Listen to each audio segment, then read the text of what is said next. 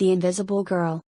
The Invisible Girl is a Gothic tale written by Mary Shelley and first published in The Keepsake for 1833. The tale is set in Wales, and tells the story of a young woman named Rosina, who lives with her guardian, Sir Peter Vernon, and is secretly engaged to his son, Henry. Henry is away from home when their relationship is discovered, and Sir Peter casts Rosina out of the house. Sir Peter regrets his harshness and searches for her, but assumes she is dead when she cannot be found. Henry returns home to the news of Rosina's death and is heartbroken. He joins the search for her body, and the villagers tell him about the Invisible Girl, a ghostly figure who wanders the woods at night. Henry finds Rosina hiding in a remote ruin and discovers that she is really the Invisible Girl. Sir Peter forgives them for their secret engagement, and they are married. Summary. The narrator tells the story of how he became lost during a walk along the coast of Wales and sought shelter in what looked like a ruined tower, thanks to the hospitality of its housekeeper. He is surprised at the comfortable furnishings within the tower, and is intrigued by a painting of a lovely young woman hung above the fireplace, entitled The Invisible Girl. The housekeeper tells him the following story. Many years before, a distraught man had arrived in the area looking for sailors to take him to a town about 15 miles away. The villagers recognized him as Henry Vernon, the son of Sir Peter Vernon, whose family owned an estate not far from the town Henry was headed to. The weather was uncertain, but two sailors accepted Henry's generous terms and agreed to take him to his destination. On the way, they were caught in a storm, and barely made it to shore before their boat crashed on some rocks, thanks to the guidance of a faint light in a nearby tower. They sought shelter in the tower, but it was uninhabited. The sailors tell Henry that the tower is the home of a ghost named the Invisible Girl, who is often seen at night wandering the shore in search of her lost lover. The three men spend the night in the tower, but Henry is too miserable to sleep, consumed by grief for his own lost love. Henry was secretly engaged to a young woman named Rosina, an orphan and a ward of his family. They grew up together and were very much in love. But Henry knew his father would not approve his marriage to a poor orphan, and so convinced Rosina to keep the engagement secret. They were happy for a while, since Sir Peter's blindness made it easy for them to conceal their relationship from him. But Sir Peter's recently widowed sister Mrs. Bainbridge arrived to live with them, and she suspected the affair. She convinced her brother to send Henry away and marry off Rosina in his absence. When Rosina refused to marry another, their engagement was discovered. And although Sir Peter loved his son and Rosina, he was angry at their deception. Spurred on by the spiteful Mrs. Bainbridge, he banished Rosina from his house. She left that night, but her absence was not discovered until the morning, and she could not be found. Sir Peter searched desperately for her, bitterly regretting his cruelty and furious at his sister for inciting his anger so unjustly. When Rosina cannot be found, they assume she drowned in a nearby river. They retire to a different estate and send word to Henry of Rosina's death. Henry rushes home only to discover that her body has not been recovered, and determines to journey back to Wales to recover it himself. This is why he has hired the sailors to take him to his family's estate on the coast of Wales. In the morning, Henry and the two sailors seek food and provisions at a nearby fisherman's cottage.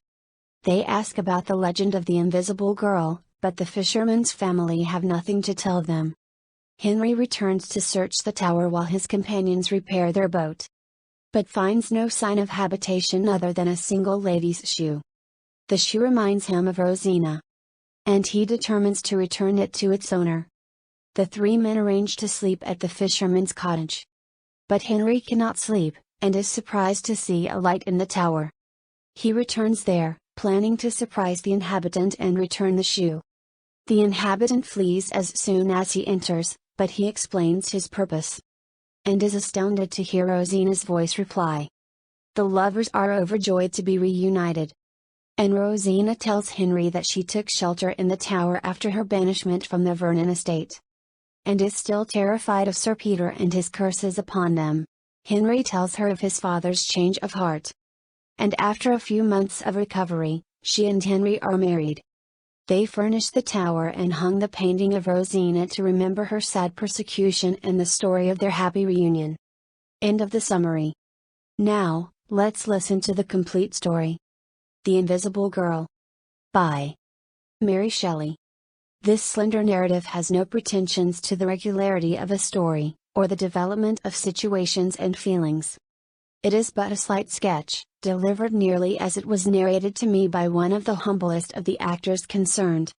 Nor will I spin out a circumstance interesting principally from its singularity and truth, but narrate, as concisely as I can, how I was surprised on visiting what seemed a ruined tower, crowning a bleak promontory overhanging the sea, that flows between Wales and Ireland.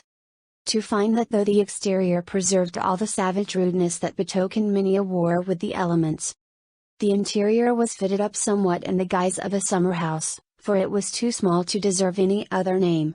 It consisted but of the ground floor, which served as an entrance, and one room above, which was reached by a staircase made out of the thickness of the wall.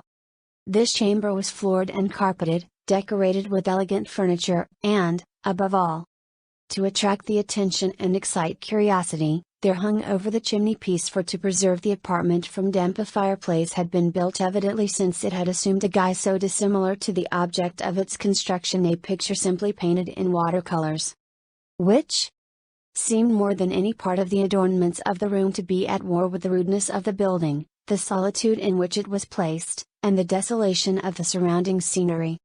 This drawing represented a lovely girl in the very pride and bloom of youth.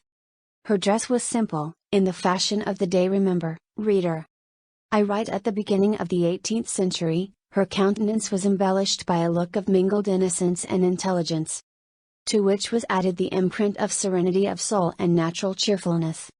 She was reading one of those folio romances which have so long been the delight of the enthusiastic and young.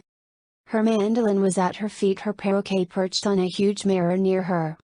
The arrangement of furniture and hangings gave token of a luxurious dwelling, and her attire also evidently that of home and privacy, yet bore with it an appearance of ease and girlish ornament, as if she wished to please. Beneath this picture was inscribed in golden letters, "The Invisible Girl." Rambling about a country nearly uninhabited, having lost my way, and being overtaken by a shower, I had lighted on this dreary-looking tenement, which seemed to rock in the blast, and to be hung up there as the very symbol of desolation. I was gazing wistfully and cursing inwardly my stars which led me to a ruin that could afford no shelter, though the storm began to pelt more seriously than before, when I saw an old woman's head popped out from a kind of loophole, and as suddenly withdrawn. A minute after a feminine voice called to me from within, and penetrating a little brambly maze that screened a door, which I had not before observed. So skillfully had the planter succeeded in concealing art with nature, I found the good dame standing on the threshold and inviting me to take refuge within. I had just come up from Marcotte hard by, she said, to look after the things, as I do every day. When the rain came on, will ye walk up till it is over? I was about to observe that the cot hard by, at the venture of a few raindrops, was better than a ruined tower, and to ask my kind hostess whether the things were pigeons or crows that she was come to look after, when the matting of the floor and the carpeting of the staircase struck my eye. I was still more surprised when I saw the room above, and beyond all, the picture and its singular inscription, naming her invisible, whom the painter had colored forth into very agreeable visibility, awakened my most lively curiosity. The result of this, of my exceeding politeness towards the old woman, and her own natural garrulity, was a kind of garbled narrative which my imagination eked out, and future inquiries rectified, till it assumed the following form.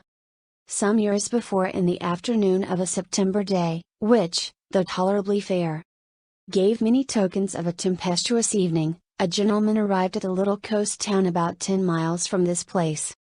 He expressed his desire to hire a boat to carry him to the town of about 15 miles further on the coast. The menaces which the sky held forth made the fisherman loath to venture, till at length one the father of a numerous family, bribed by the bountiful reward the stranger promised the other, the son of my hostess, induced by youthful daring, agreed to undertake the voyage.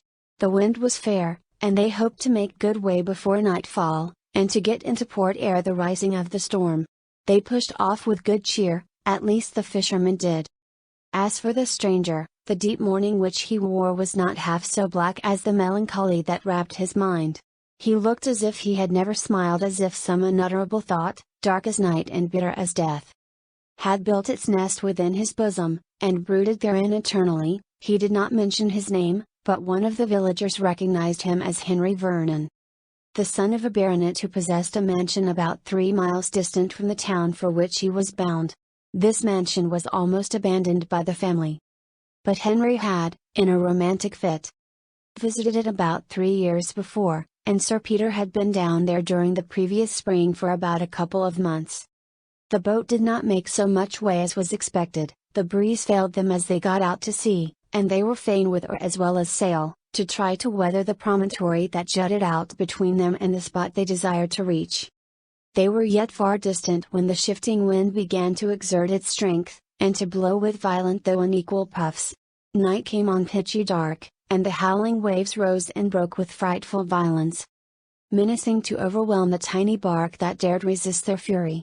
They were forced to lower every sail, and take to their oars. One man was obliged to bail out the water, and Vernon himself took an oar, and rowing with desperate energy, equalled the force of the more practiced boatmen.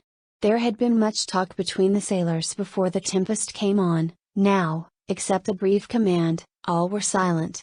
One thought of his wife and children, and silently cursed the caprice of the stranger that endangered in its effects, not only his life, but their welfare. The other feared less, for he was a daring lad, but he worked hard, and had no time for speech.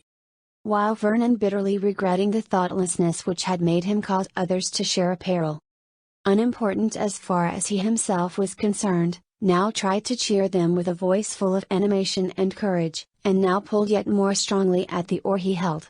The only person who did not seem wholly intent on the work he was about, was the man who bailed. Every now and then he gazed intently round, as if the sea held afar off, on its tumultuous waste, some object that he strained his eyes to discern. But all was blank, except as the crests of the high waves showed themselves, or far out on the verge of the horizon. A kind of lifting of the clouds betokened greater violence for the blast. At length he exclaimed, "Yes, I see it. The larboard oar. Now, if we can make yonder light, we are saved." Both the rowers instinctively turned their heads, but cheerless darkness answered their gaze. "You cannot see it," cried their companion, "but we are nearing it. And, please God, we shall outlive this night." Soon he took the oar from Vernon's hand, who, quite exhausted, was failing in his strokes. He rose and looked for the beacon which promised them safety. It glimmered with so faint a ray, that now he said, "I see it," and again, "It is nothing." Still, as they made way, it dawned upon his sight, growing more steady and distinct as it beamed across the lurid waters, which themselves became smoother, so that safety seemed to arise from the bosom of the ocean under the influence of that flickering gleam. "What beacon is it that helps us at our need?" asked Vernon, as the men, now able to manage their oars with greater ease, found breath to answer his question. "A fairy one, I believe," replied the elder sailor, "yet no less a true. It burns in an old tumble-down tower, built on the top of a rock which looks over the sea. We never saw it before this summer. And now each night it is to be seen, at least when it is looked for. For we cannot see it from our village, and it is such an out-of-the-way place that no one has need to go near it, except through a chance like this. Some say it is burnt by witches, some say by smugglers. But this I know. 2 parties have been to search, and found nothing but the bare walls of the tower. All is deserted by day, and dark by night, for no light was to be seen while we were there, though it burns brightly enough when we were out at sea." "I have heard say," observed the younger sailor, "it is burnt by the ghost of a maiden who lost her sweetheart in these parts, he being wrecked, and his body found at the foot of the tower. She goes by the name among us of the Invisible Girl." The voyagers had now reached the landing place at the foot of the tower. Vernon cast a glance upward. The light was still burning. With some difficulty, struggling with the breakers, and blinded by night, they contrived to get their little bark to shore, and to draw her up on the beach. They then scrambled up the precipitous pathway, overgrown by weeds and underwood. And, guided by the more experienced fishermen, they found the entrance to the tower. Door or gate there was none, and all was dark as the tomb, and silent and almost as cold as death. "This will never do," said Vernon, "surely our hostess will show her light, if not herself, and guide our darkling steps by some sign of life and comfort."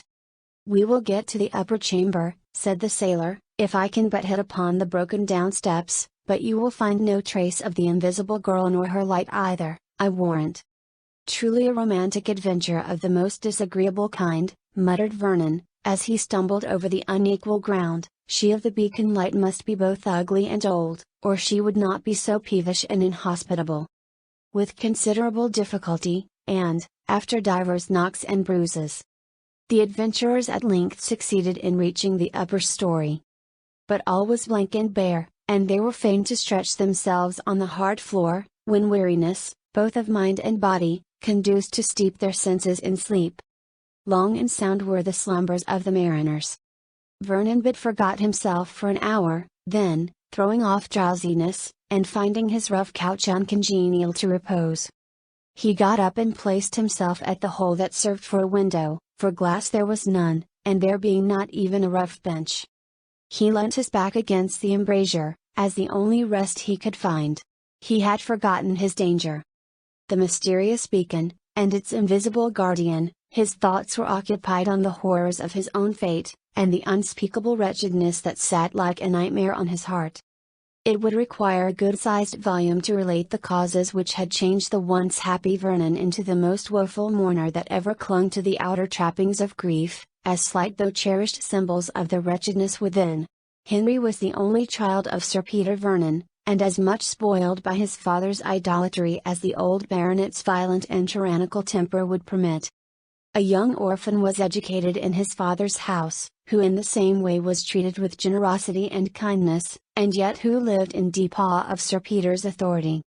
Who was a widower, and these two children were all he had to exert his power over, or to whom to extend his affection. Rosina was a cheerful tempered girl, a little timid, and careful to avoid displeasing her protector, but so docile, so kind-hearted, and so affectionate, that she felt even less than Henry the discordant spirit of his parent. It is a tale often told, they were playmates and companions in childhood, and lovers in after days. Rosina was frightened to imagine that this secret affection, and the vows they pledged, might be disapproved of by Sir Peter. But sometimes she consoled herself by thinking that perhaps she was in reality her Henry's destined bride, brought up with him under the design of their future union, and Henry, while he felt that this was not the case, resolved to wait only until he was of age to declare and accomplish his wishes in making the sweet Rosina his wife. Meanwhile he was careful to avoid premature discovery of his intentions, so to secure his beloved girl from persecution and insult. The old gentleman was very conveniently blind, he lived always in the country, and the lovers spent their lives together, unrebuked and uncontrolled. It was enough that Rosina played on her mandolin, and sang Sir Peter to sleep every day after dinner. She was the sole female in the house above the rank of a servant, and had her own way in the disposal of her time. Even when Sir Peter frowned, her innocent caresses and sweet voice were powerful to smooth the rough current of his temper. If ever human spirit lived in an earthly paradise, Rosina did at this time. Her pure love was made happy by Henry's constant presence, and the confidence they felt in each other, and the security with which they looked forward to the future, rendered their path one of roses under a cloudless sky. Sir Peter was the slight drawback that only rendered their tete-a-tete more delightful, and gave value to the sympathy they each bestowed on the other. All at once an ominous personage made its appearance in Vernon Place, in the shape of a widow sister of Sir Peter, who, having succeeded in killing her husband and children with the effects of her vile temper, came, like a harpy, greedy for new prey, under her brother's roof. She too soon detected the attachment of the unsuspicious bear. She made all speed to impart her discovery to her brother, and at once to restrain and inflame his rage. Through her contrivance Henry was suddenly dispatched on his travels abroad, that the coast might be clear for the persecution of Rosina, and then the richest of the lovely girl's many admirers, whom, under Sir Peter's single reign, she was allowed, nay, almost commanded, to dismiss, so desirous was he of keeping her for his own comfort, was selected. And she was ordered to marry him. The scenes of violence to which she was now exposed, the bitter taunts of the odious Mrs. Bainbridge, and the reckless fury of Sir Peter, were the more frightful and overwhelming from their novelty. To all she could only oppose a silent, tearful, but immutable steadiness of purpose. No threats, no rage could extort from her more than a touching prayer that they would not hate her, because she could not obey. "There must be something we don't see under all this," said Mrs. Bainbridge. "Take my word for it, brother, she corresponds secretly with Henry.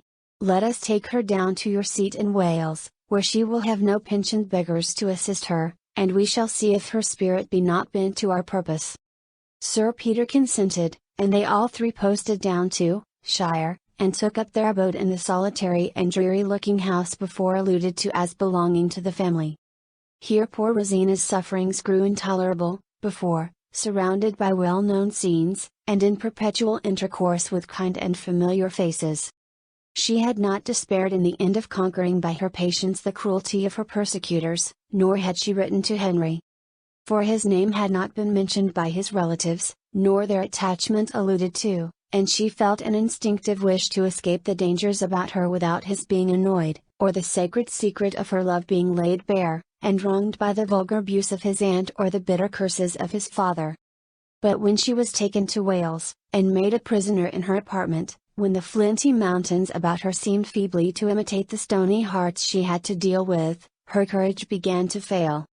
The only attendant permitted to approach her was Mrs. Bainbridge's maid, and under the tutelage of her fiend-like mistress, this woman was used as a decoy to entice the poor prisoner into confidence, and then to be betrayed. The simple, kind-hearted Rosina was a facile dupe, and at last, in the excess of her despair, wrote to Henry, and gave the letter to this woman to be forwarded. The letter in itself would have softened marble. It did not speak of their mutual vows, it but asked him to intercede with his father, that he would restore her to the kind place she had formerly held in his affections, and cease from a cruelty that would destroy her. "For I may die," wrote the hapless girl, "but marry another never."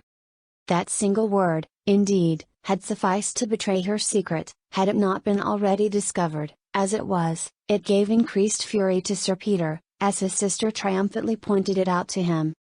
For it need hardly be said that while the ink of the address was yet wet, and the seal still warm, Rosina's letter was carried to this lady.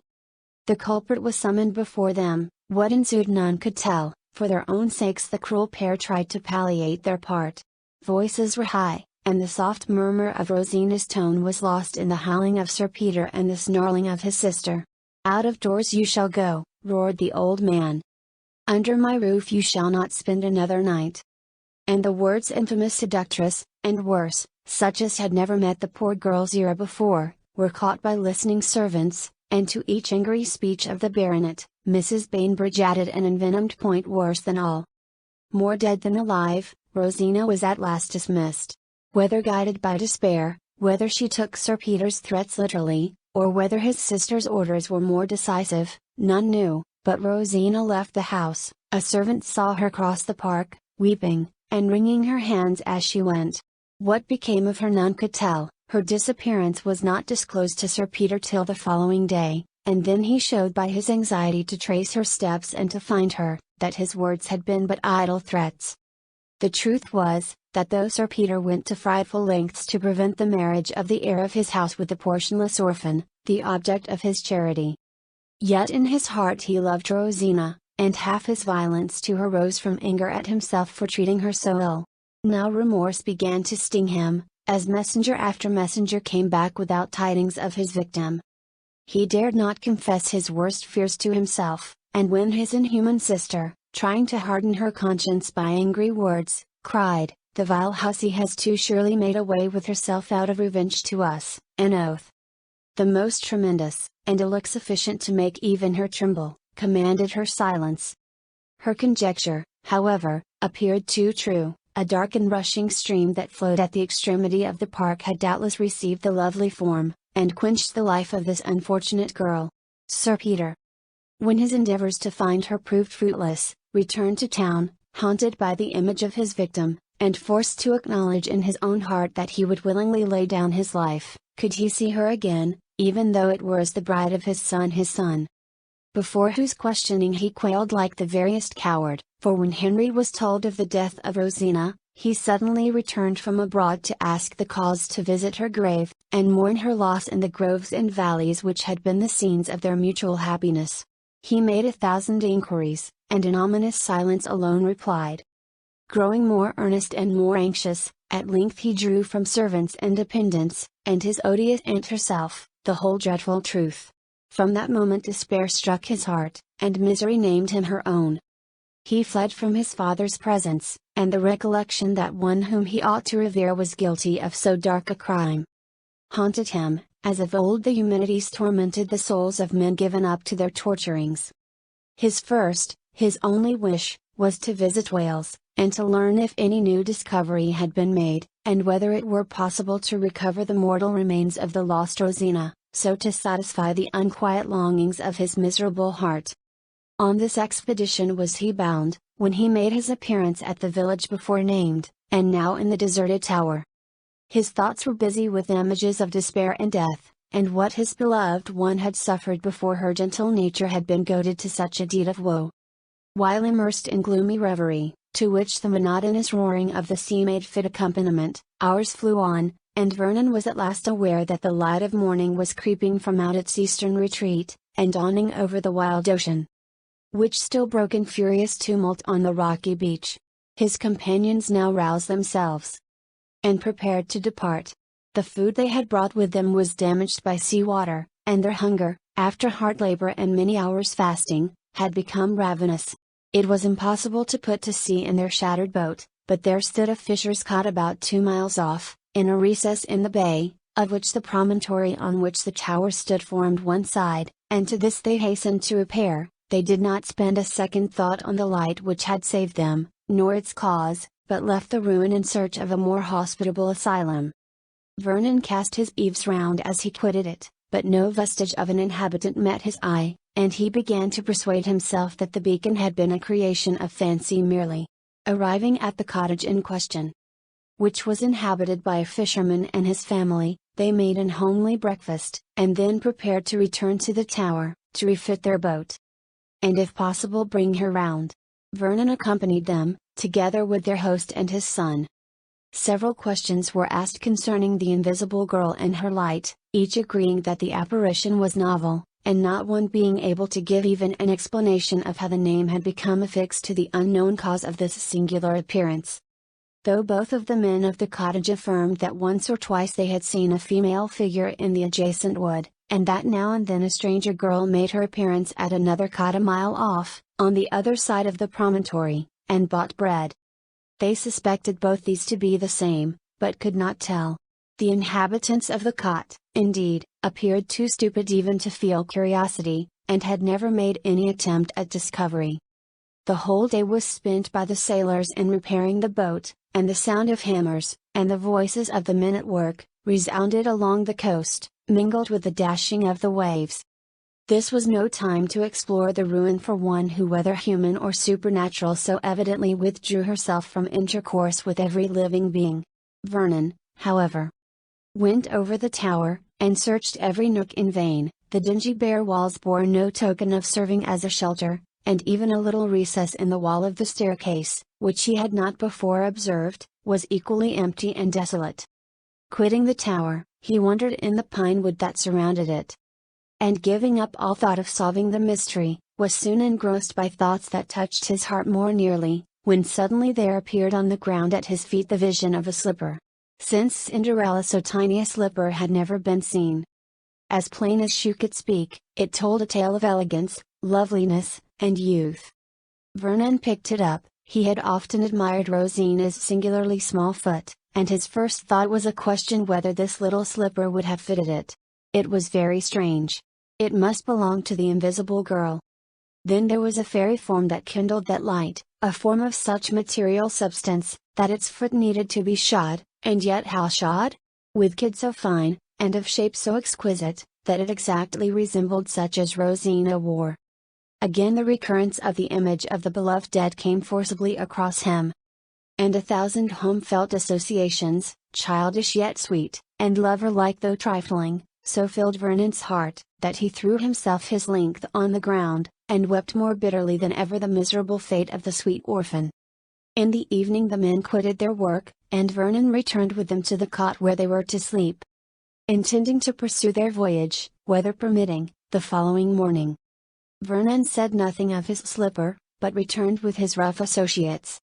Often he looked back, but the tower rose darkly over the dim waves, and no light appeared.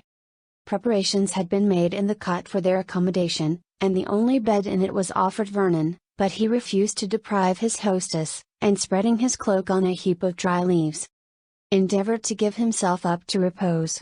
He slept for some hours, and when he awoke, all was still, save that the hard breathing of the sleepers in the same room with him interrupted the silence. He rose, and going to the window, looked out over the now placid sea towards the mystic tower, the light burning there, sending its slender rays across the waves. Congratulating himself on a circumstance he had not anticipated, Vernon softly left the cottage, and, wrapping his cloak round him, walked with a swift pace round the bay towards the tower. He reached it, still the light was burning. To enter and restore the maiden her shoe, would be but an act of courtesy, and Vernon intended to do this with such caution as to come unaware, before its wearer could, with her accustomed arts, withdraw herself from his eyes, but, unluckily, while yet making his way up the narrow pathway, his foot dislodged a loose fragment, that fell with crash and sound down the precipice. He sprung forward, on this, to retrieve by speed the advantage he had lost by this unlucky accident. He reached the door, he entered, all was silent, but also all was dark. He paused in the room below, he felt sure that a slight sound met his ear.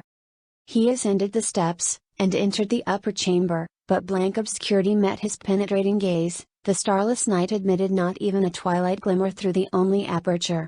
He closed his eyes, to try, on opening them again, to be able to catch some faint, wandering ray on the visual nerve, but it was in vain. He groped round the room.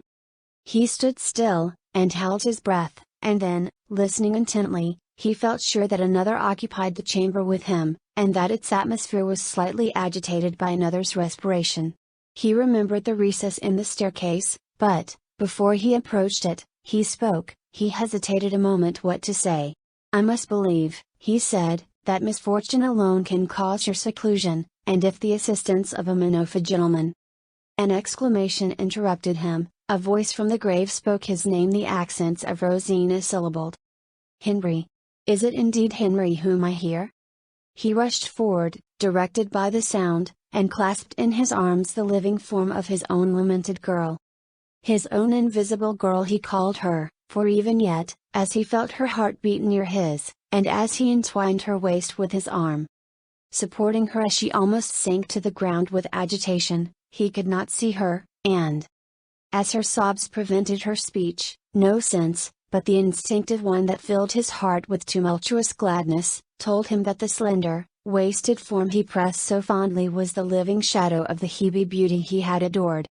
The morning saw this pair thus strangely restored to each other on the tranquil sea, sailing with a fair wind for L, whence they were to proceed to Sir Peter's seat, which, 3 months before, Rosina had quitted in such agony and terror.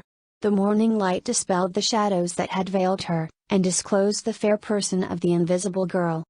Altered indeed she was by suffering and woe, but still the same sweet smile played on her lips, and the tender light of her soft blue eyes were all her own. Vernon drew out the slipper, and shoved the cause that had occasioned him to resolve to discover the guardian of the mystic beacon. Even now he dared not inquire how she had existed in that desolate spot, or wherefore she had so sedulously avoided observation, when the right thing to have been done was, to have sought him immediately, under whose care, protected by whose love, no danger need be feared. But Rosina shrunk from him as he spoke, and a death-like pallor came over her cheek, as she faintly whispered, "Your father's curse, your father's dreadful threats." It appeared, indeed, that Sir Peter's violence, and the cruelty of Mrs. Bainbridge, had succeeded in impressing Rosina with wild and unvanquishable terror. She had fled from their house without plan or forethought, driven by frantic horror and overwhelming fear. She had left it with scarcely any money, and there seemed to her no possibility of either returning or proceeding onward. She had no friend except Henry in the wide world. Whither could she go? To have sought Henry would have sealed their fates to misery, for, with an oath, Sir Peter had declared he would rather see them both in their coffins than married. After wandering about, hiding by day, and only venturing forth at night, she had come to this deserted tower, which seemed a place of refuge. Although she had lived since then she could hardly tell. She had lingered in the woods by day, or slept in the vault of the tower. An asylum none were acquainted with or had discovered. By night she burned the pine cones of the wood, and night was her dearest time, for it seemed to her as if security came with darkness. She was unaware that Sir Peter had left that part of the country, and was terrified lest her hiding place should be revealed to him. Her only hope was that Henry would return, that Henry would never rest till he had found her. She confessed that the long interval and the approach of winter had visited her with dismay. She feared that, as her strength was failing, and her form wasting to a skeleton, that she might die, and never see her own Henry more. An illness, indeed, in spite of all his care, followed her restoration to security and the comforts of civilized life. Many months went by before the bloom revisiting her cheeks, and her limbs regaining their roundness, she resembled once more the picture drawn of her in her days of bliss, before any visitation of sorrow. It was a copy of this portrait that decorated the tower. The scene of her suffering, in which I had found shelter. Sir Peter, overjoyed to be relieved from the pangs of remorse, and delighted again to see his orphan ward, whom he really loved, was now as eager as before. He had been averse to bless her union with his son. Mrs. Bainbridge they never saw again. But each year they spent a few months in their Welsh mansion, the scene of their early wedded happiness, and the spot where again poor Rosina had awoke to life and joy after her cruel persecutions. Henry's fond care had fitted up the tower, and decorated it as I saw.